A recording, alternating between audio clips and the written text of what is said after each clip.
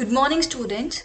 So, today we will discuss the theme of the poem Lines Composed a Few Miles Above Tinton Abbey by William Wordsworth.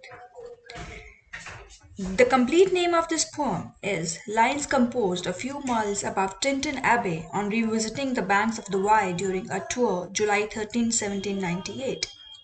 It is essentially a celebration of nature and its majestic ability to calm the human soul. Similar to many Romantic writers, William Wordsworth felt an inherent connection between mankind and nature. Throughout the poem, the narrator examines how the natural environment can inspire his spirit independent of inhospitable surroundings. The narrator also laments the passing of time and explores how his earlier perception of the serene environment has changed. The pastoral landscape described in the poem conjures feelings of ecstasy and joy in the narrator.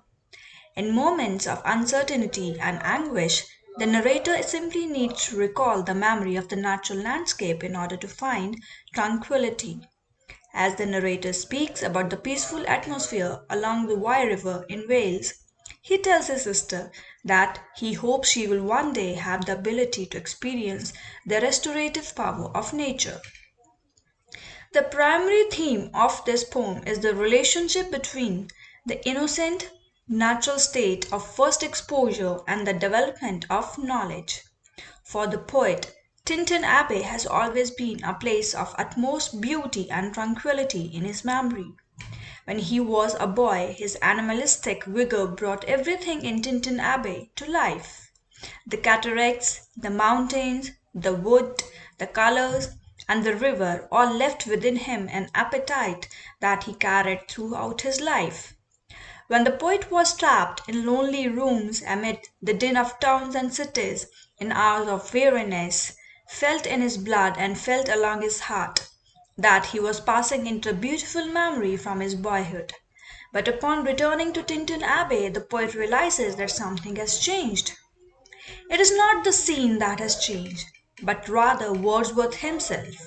He is unable to even paint what he was then. Since he was a boy, Wordsworth has experienced normal everyday changes in his life.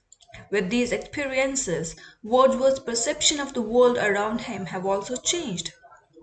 After leaving Tinton Abbey for 5 years, the poet's mature observations are less coarse, unthinking, and passionate.